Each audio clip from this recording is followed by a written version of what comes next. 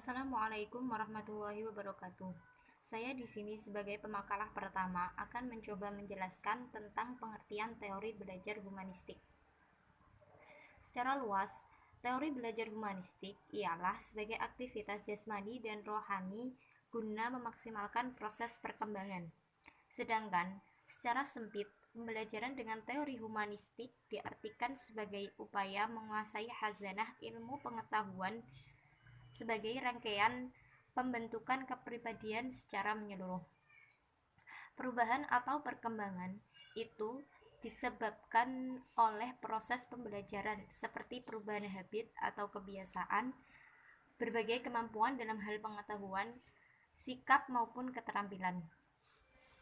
Dalam pandangan teori humanistik, manusia memegang kendali terhadap kehidupan dan perilaku mereka sendiri, serta berhak untuk mengembangkan sikap dan kepribadian mereka sendiri.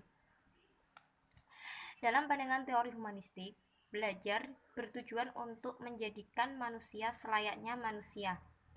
Keberhasilan belajar dengan teori ini ditandai apabila peserta didik mengenali dirinya dan lingkungan sekitarnya dengan baik.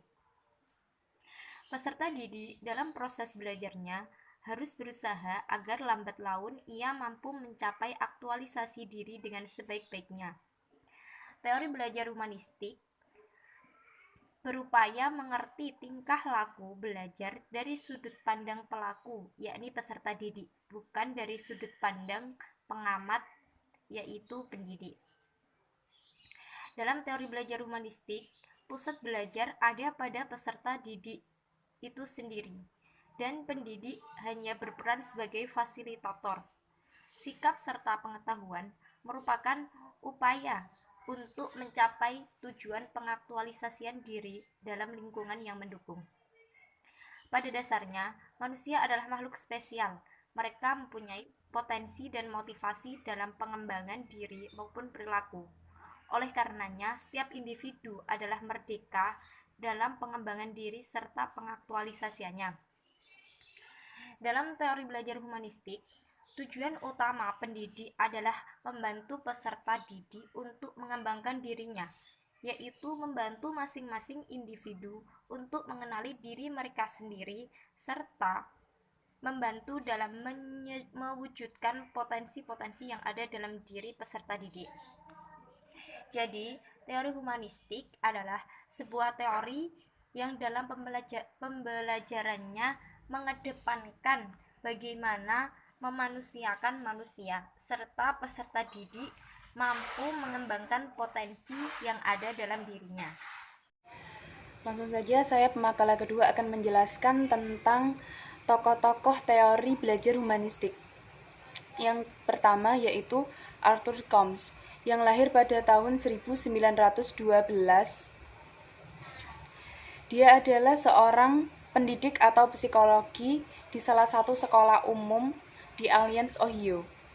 Para ahli humanistik memandang ada dua bagian belajar, yaitu yang pertama informasi baru dan yang kedua personalisasi informasi individu.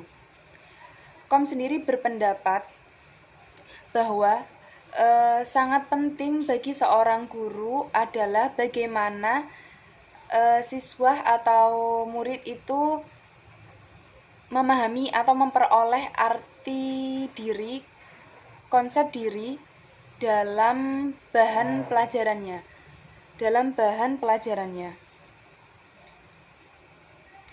serta menghubungkan atau menerapkannya dalam kehidupan sehari-hari. Menurut Combs, jika kita ingin memahami perilaku seseorang, maka kita juga harus memahami bagaimana seseorang itu atau persepsi seorang itu terhadap dunia. Yang kedua yaitu Charles Ransom Rogers yang lahir pada tahun 1902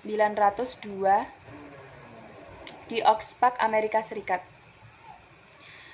Menurut Rogers, individu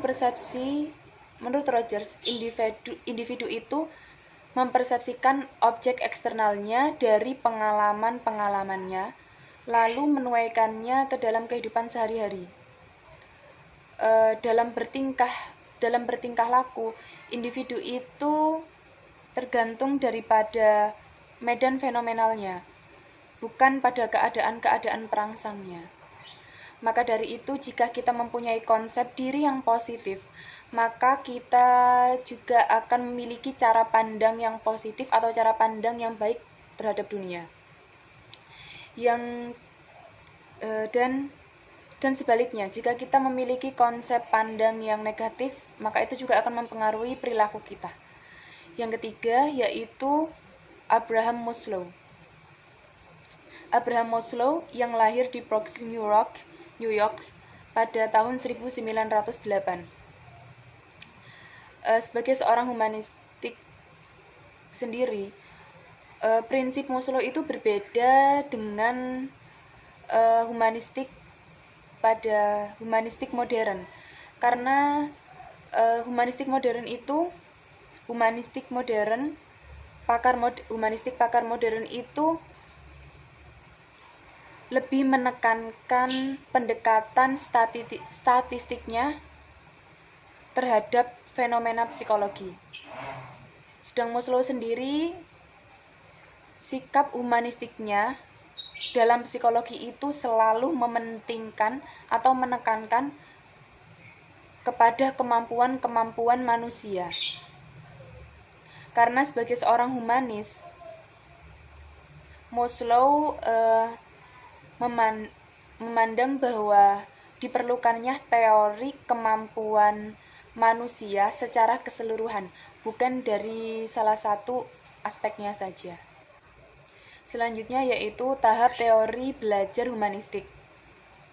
Para ahli pendidikan menyatakan bahwa teori humanistik pada dasarnya bukan strategi dalam belajar, melainkan adalah sebuah filosofi belajar untuk memperhatikan keunikan siswi. Berikut langkah-langkah yang dikemukakan oleh Suciati dan Prasetyo Irawan yang dapat digunakan acuan dalam penerapan teori ini. Yang pertama yaitu menentukan pembelajaran secara jelas, menentukan tujuan pembelajaran secara jelas. Yang kedua yaitu mengidentifikasi kemampuan awal dari seorang siswa. Yang ketiga, mengidentifikasi topik-topik pembelajaran. Yang keempat, merancang dan menyediakan fasilitas pembelajaran. Yang kelima, membimbing para siswa agar mereka belajar secara aktif. Yang keenam, membimbing siswa agar memahami makna dan pengalaman belajarnya. Yang ketujuh, membimbing siswa agar membuat konseptualisasi dari hasil pengalaman belajarnya. Yang kedelapan, membimbing siswa agar menerapkan konsepnya pada dunia nyata atau kehidupannya sehari-hari. Yang kesembilan yaitu membimbing siswa agar mengevaluasi proses belajarnya. Di sini saya akan melanjutkan pembahasan selanjutnya, yakni prinsip-prinsip teori belajar humanistik. Di sini Roger menjelaskan tentang konsep masing-masing prinsip tersebut, yakni yang pertama yakni hasrat untuk belajar. Di sini menurut Roger, manusia mempunyai hasrat alami untuk belajar, dan hal ini terbukti dengan tingginya rasa ingin tahu anak apabila diberi kesempatan untuk mengeksplorasi lingkungan, dan dorongan ingin tahu untuk belajar ini merupakan asumsi dasar pendidikan humanistik.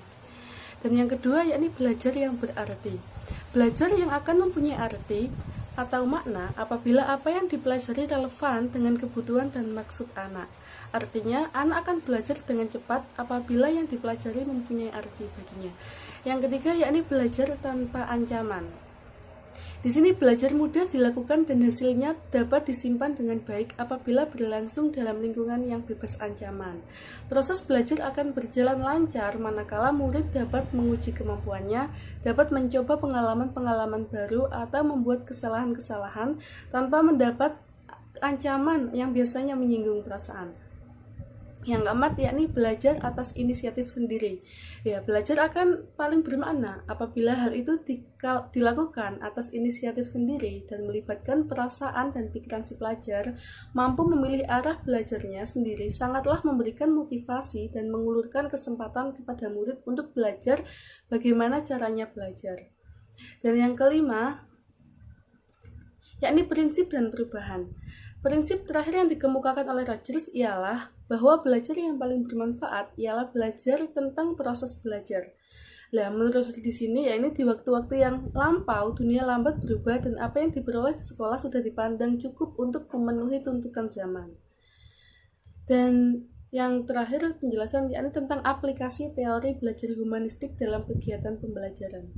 Di sini teori humanistik sering kritik karena sukar diterapkan dalam konteks yang lebih praktis, karena teori ini dianggap lebih dekat dengan bidang filsafat, teori kepribadian, dan psikoterapi daripada di bidang pendidikan, sehingga sukar menerjemahkannya ke dalam langkah-langkah yang lebih konkret dan praktis. Namun, karena sifatnya yang ideal, yaitu memanusiakan manusia, maka teori humanistik mampu memberikan arah terhadap semua komponen pembelajaran untuk mendukung tercapainya tujuan tersebut. Semua komponen pendidikan, termasuk tujuan pendidikan, diarahkan pada terbentuknya manusia yang ideal.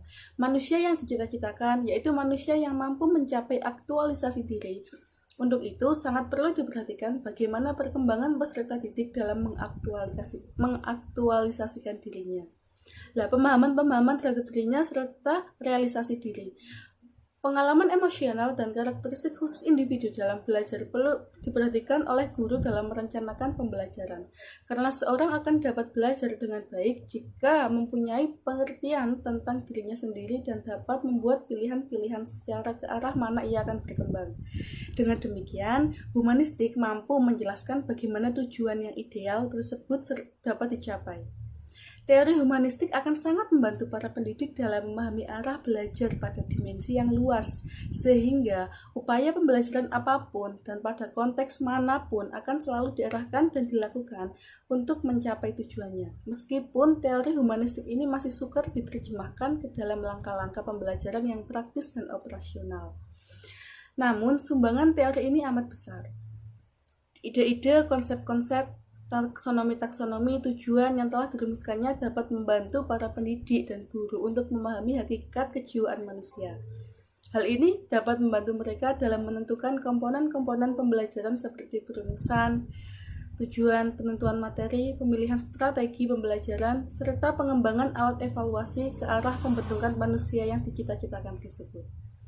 Kegiatan pembelajaran yang dirancang secara sistematis, tahap demi tahap, secara ketat, sebagaimana tujuan-tujuan pembelajaran yang telah dinyatakan secara eksplisit dan dapat diukur, kondisi belajar yang diatur dan ditentukan, serta pengalaman-pengalaman belajar yang dipilih untuk siswa. Mungkin saja berguna bagi guru, tetapi tidak bagi siswa.